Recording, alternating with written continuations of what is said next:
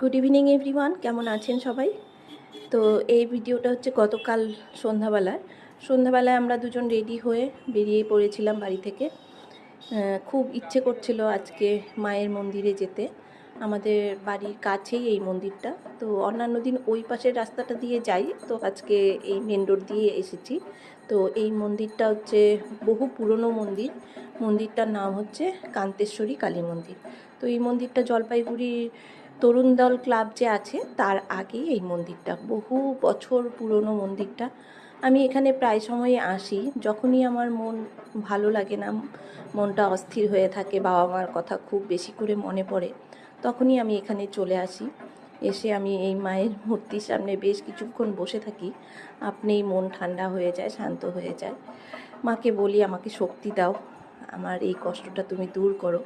তো যাই হোক, মন্দিরটা ভাবলাম যে আজকে আপনাদের খুব ভালোভাবে ঘুরিয়ে দেখাই। তো যখন আমরা এসেছি তখন আরতিও হচ্ছে, তো বেশ ভালো লাগছে।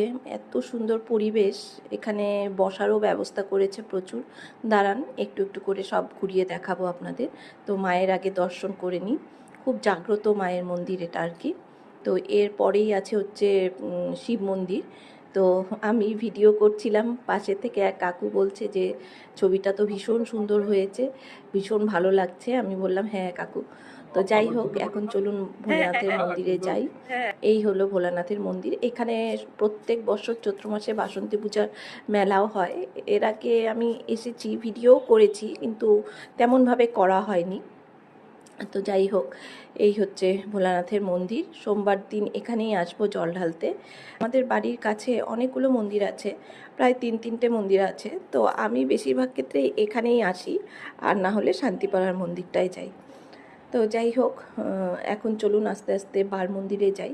ওখানে এখন আরতি হচ্ছে, ভীষণ ভালো লাগছে। আওয়াজ নিশ্চয়ই শুনতে পাচ্ছেন আপনারা।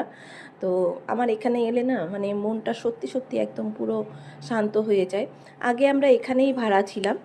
তো এখানে বেশ মানে 3-4 বছর ভাড়া ছিলাম, তারপর এখান থেকে চলে এসেছি ওখানে। তো যাই হোক, এই যে দেখুন বাদ ঠাকুরের আরতি হচ্ছে। খুব সুন্দর করে নিয়ম নিষ্ঠার সহিত এখানে পুজো করা হয়। আর এই মন্দিরের মেন আকর্ষণ হলো এই পুকুরটা আর কি। বিশাল বড় এরিয়া নিয়ে এই পুকুরটা। এই পুকুরের ঠিক উল্টো পাশের বাড়িটাতেই আমরা ভাড়া ছিলাম। দাঁড়ান দেখাচ্ছি, ওই যে পিঙ্ক কালারের বাড়িটা যে দেখতে পাচ্ছেন, ওই বাড়িটাই ভাড়া ছিলাম। তো দিনের বেলা তো আরও ভালো লাগে। একদিন দিনের বেলা এসে অবশ্যই আপনাদের সাথে ভিডিও শেয়ার করব। তো আজকে এই অবধি, ভালো লাগলে অবশ্যই লাইক করবে।